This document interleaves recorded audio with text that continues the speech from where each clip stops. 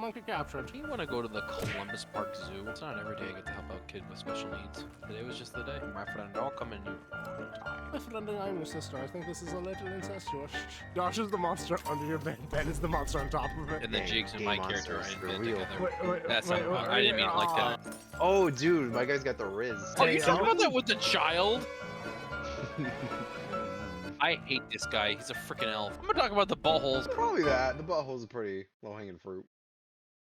As usual, we're back with more Monster Hunter Wilds, and as much as I have no problem uploading more Monster Hunter content, comment down below any other games you'd like to see me play, whether it be solo or with my friends. I know this is literally my 5th Wilds video in a row, but I don't intend to be a purely Monster Hunter channel. That said, I do plan on doing more Monster Hunter, as I'm already preparing to make a series on both Rise and Generations Ultimate in the future. But I still want to play some other games in between then, such as maybe The Witcher 3, Elden Ring, or maybe even games in a completely different genre like Ready or Not or Black Ops 3 Zombies. Comment down below, and like and subscribe if you're enjoying the video.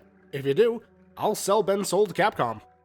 Real quick, forgot to mention Ben and Josh will be in this one.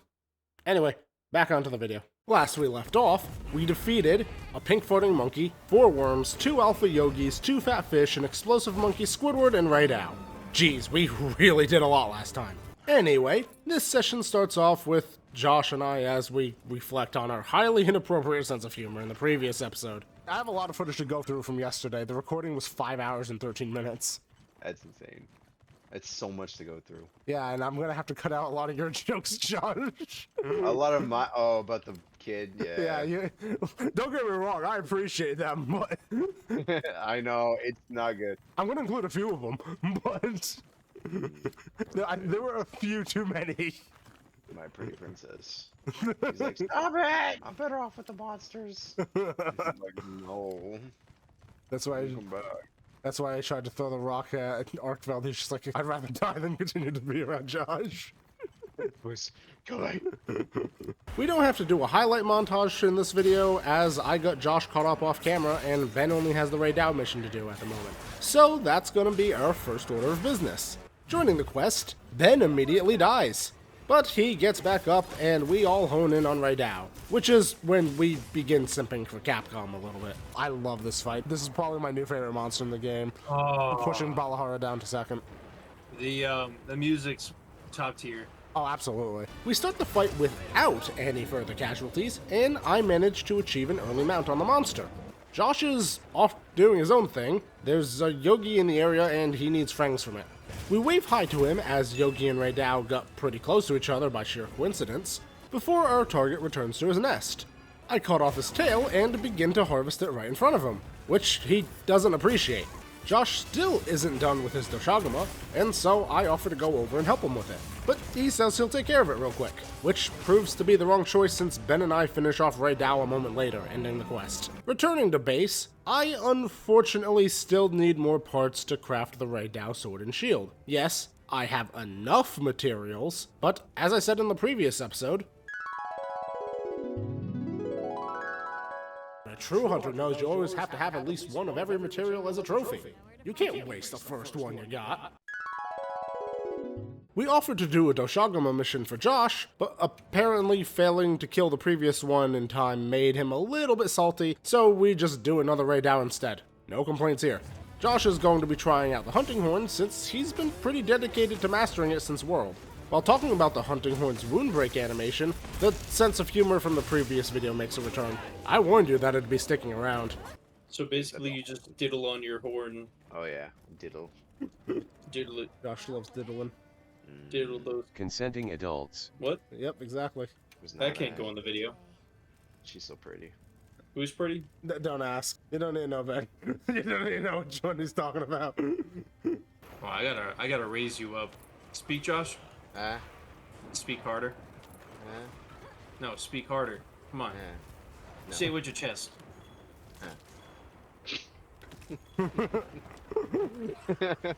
I am defiant. I refuse. That second clip wasn't bad, I just didn't know where else to include it. And to anyone not understand the diddling jokes, just go watch the previous video after this one. I'm not explaining it again after last time. We enter Raydao's lair, beginning the fight, and Ben dies. Josh and I continue the fight while we wait for his return. I get stunned for the first time in this game, but Raydao retreats shortly afterward. I'm gonna play a song in your butthole, girl. Did you say you're gonna play a song in his butthole? Yeah, he had a wound in his butthole, so I played a song. Okay. Oh, play it harder. Oh my gosh. Okay, William. I got a song for you, girl. Shove it up your butt. Huh? Huh? Nada! Josh, how long are we gonna go on with this? Huh? How long are we gonna go on with this song? Bro. All night. As long as I have a song. As long as Nada's around. Wanna put this song in your butt. What? What are you putting in this butt? It's a nut. Whoa. There you go. I get the part I needed for the sword and shield I wanted, and promptly use it to make a long sword instead. Josh needs Balahara parts in order to progress into his Raydao hunting horn tree, so we're gonna fight another worm real quick, which will make this literally our 10th one of these things we fought. Wouldn't be a Monster Hunter video for me if we didn't hunt at least one Balahara. Song for your butt. It's got a mouth butt. If you think about it, its mouth looks like a butt. Yeah. Huh? What kind of buttholes have you seen that look like Balahara's mouth? I mean, if you like take away all the lips and stuff, you just look at the inside, it kind of looks like a butt. Well, then that question becomes, what hole doesn't? A hole in the ground's dry and crusty. I don't want my butt looking like that. I want it looking healthy. As expected, we annihilate this thing and land a capture. After this, we load up an Uthduna quest because I need its parts for a fish sword. Man, we're really not making any progress today, are we? We spend an eternity waiting to depart before Ben decides to start his own Lalabarina mission, which we all join on instead. Except Ben beats it before we finish joining, so we're gonna fight Uthduna anyway. Gosh, this video's a mess. We'll do this Uthduna, go to bed, and then next time we're on, we can easily grind out, Spider, who is in fact an ant, apparently. Is it The really? weirdest looking ant I ever seen. I mean, when you think about it, it's an ant. It's got 6 legs instead of 8. Because it's got the little armies. I forgot about the little armies. Yeah, so it's, if anything, it's either technically a crab or an ant.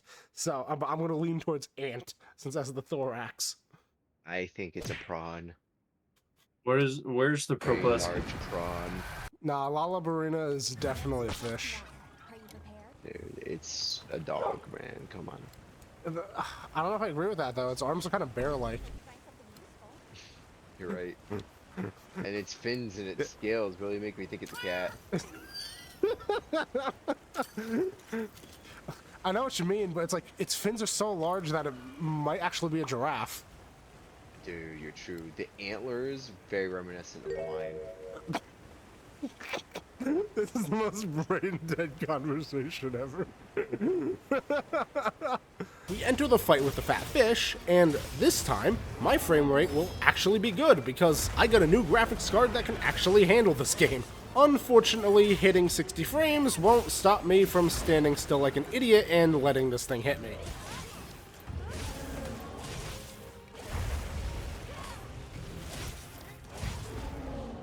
Oh. I've never seen it do this. What is it doing, bro? Dude, it wants me.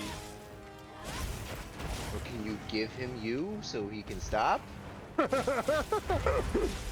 Ben then dies, but fortunately we kill the fish pretty quickly afterward. I got the materials I needed from that fight, but I still need another claw for keepsake.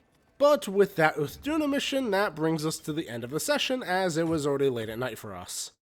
But that's not the end of this video, as we now go over to the next day where it's just me and Josh playing. We start off with a Squidward quest, not for Squidward himself, but instead for the explosive monkey, as Josh wanted its armor. While you're doing that, Josh, I'm going to go and look for the monkey. Alrighty. I found it. Well, that was easy. We get to work beating up this beast, and it went a fair bit better than last time we fought it, with far less heals being used and far more damage being dealt. Eventually it tries to run away from us, which is when I score this absolute perfect shot with a bomb pod. You over here. Oh, that was a beautiful shot. He returns to his nest, where I do something I've literally never done before. Killing the monster while on top of it. With this monkey defeated, we go after another one. Yeah, apparently there was 2 in this map. Unfortunately, we waste an embarrassingly long time trying to figure out where this thing is, thinking that it was glitched outside the map as we didn't know about this little area just randomly tucked away in the corner. He does this pretty cool trick on the monkey bars before deciding that it has an electric shock kink and dropping itself into my cat's trap. I don't know why I walked towards him while he was slamming his fist down. Dude, same exact thing. I'm like, I could probably pop off this swing before that happens. But fortunately, this monkey is a masochist and can't resist the lure of the shock traps. And after a bit more of a beating, we land the capture. With 2 monkeys down, we finally get to dealing with Squidward. Josh got most of the parts he needed, and I cook a quick meal that just looks so freaking good. Gosh, this animation makes me hungry. Anyway, with Josh having the parts he needed now, we're gonna go fight the fat fish again. Dude, I thought we'd be making more progress sooner than this, jeez. Whatever, let's just speed run through this. We beat up the fish relatively easily, even if his constant flopping was getting kind of annoying. But we defeat him, and now I have enough parts for the fish sword. It's you to a T. Thanks, babe. Yo, my cat was bugging for a sec. He was like, tweaking. Like, oh, tuberculosis, no. The tuberculosis is kicking in on tuberculosis. Oh, I'm tweaking on the tuberc. Oh my god. His name is tuberculosis because he liquefies tuberculosis and injects it into his veins. Let me tell you, it would not be good. It is awful. Now we're gonna go fight the giraffe because Josh needs monster fluid, but he doesn't get it. So we instead go on a mission to kill 12 blocks of cheese, which are the little mosquito things, by the way.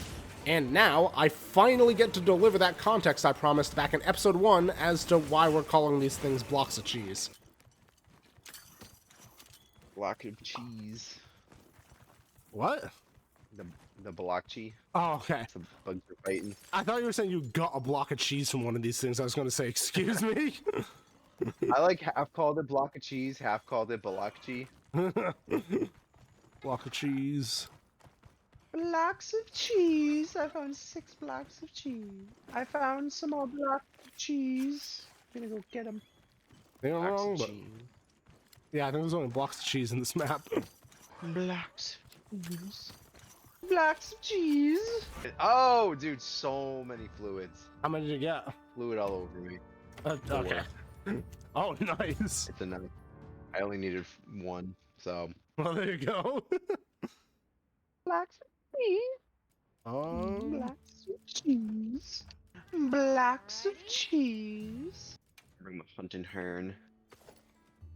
Blocks of cheese. Alright, I have to have some willpower and not say blocks of cheese like all the time. It's gonna be a little bit much right now. Yeah, I gotta cool it. Blocks of cheese a little bit too much. So stupid. It's pretty on par with me, not gonna lie. Blocks of cheese. Yep, that was it. That was the context. Anyway, we're finally gonna make some progress with the story.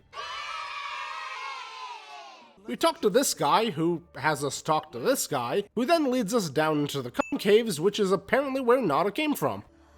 Oh, my beautiful baby girl. I was gonna ask what you're talking about. You don't need to answer. I figured it out on my own. Start running my fingers through his hair. You thought the real monsters were big and tough. Monsters standing right next to you. We head down into the tunnel, but apparently the entrance is frozen over in the span of a few days, weeks. Hasn't been that long, has it? Whatever, I'll let past me take care of this one. Okay. Wait, what do you mean must have frozen over in the past few years? Wasn't the kid just like lost like a few days ago? Dude, that's what I'm saying. I read that. I'm like, I must have read that wrong. There's no way. We must have missed some dialogue somewhere. Well, even though we can't get rid of Nada just yet, we end up in a brand new map. We head out to explore, but We begin to head up when we encounter this beast, which, as you can tell by its many legs, its multiple eyes, and very pronounced thorax, it's clearly a walrus. The walrus wraps its webbing around this beaver that actually speaks like a normal person, surprisingly. We agree to rescue him and get into a fight with the walrus. It's called an Ursula, by the way. I should probably mention that before I forget to. The walrus tries shooting webbing at us before biting at me with its poisonous pincers. It retreats to its nest where it has hundreds of babies. The walrus hatchlings try to swarm us as their mother shoots its silk, but we manage to wipe them out and get a bunch of slurp juice from them. That is a sentence that will never be said again throughout all of history. Josh figures out how to use these insanely strong bubbles that both heal us and increase our damage as long as we're around them. But that doesn't stop me from getting knocked unconscious 3 separate times by the walrus. We beat the ever-living hell out of this thing, like it literally gets stun-locked for a solid 3 minutes until it's ready for capture. With the walrus defeated, we rescue the beaver, whose name is Rove, but I'm gonna call him Cool Beaver. As a thank you for saving him, Cool Beaver agrees to guide us out of here because we're lost? Was that part of the plot? Well, whatever. We go topside where there's some floating rocks. I legitimately thought this was a visual bug at first, but nope. Floating rocks. We're then attacked by some floating monsters called Hirabami. And judging by their long, thin bodies and multiple leg-like appendages, they're clearly based on elephants. Okay, I'll stop now. Apparently there are 3 tapeworms, so Alma chooses to run away even though we could absolutely take this fight. We retreat to safety and set up a camp where we have to talk to the members of our team. We start by talking to the kid, who, at the very least, apologizes for insulting us in the previous video. I'll forgive him, but that doesn't mean he's not still just a rent payment to me. Rove is far from home, just like me. I wonder if I'll ever see my village again. You will. You're never seeing your home again. You're going to Epstein's Island, kiddo. Oh no. Sorry, can't even show you the way. I feel so useless. Don't worry, Hinata. You only feel useless because you are.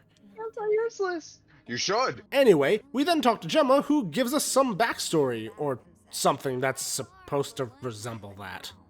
I think they were really saying, it's your turn now. What do you choose to protect? Okay, good job, Gemma. I didn't ask. Alright, Alma, what do you want? Everything okay? And finally, we talk to Alma, asking her why she picked us for this mission to bring Nada home. She then starts giving us her life story, and I honestly don't care. Some to whip. And with your background, I had a good feeling. Baby you were the girl, one who what's your would name? fight Let me for. talk to you, When I let me first saw you buy in you a the drink. secret, You're you 12 hurt years me old, first that's on my chest. okay. I felt so Talk to the alive. bar, they I got know I some needed OJ. Alright, awesome. 3 useless conversations. We then sit around the campfire where we use a bunch of circumstantial evidence to conclude that the cum spine alters the weather. With that in mind, we have to get back to the oil people because that one guy is fixing the cum spine and we don't know what'll happen if he does. But Nada continues to prove his uselessness because now he's frickin' sick, so we can't leave just yet. Can't leave. He got tuberculosis. No! Tuberculosis, how dare you! I guess Nada really did get infected when tuberculosis handed him that bowl back in the 3rd video. But what can you do? We're stuck here. However, it at least gives us an excuse to fight the tapeworms.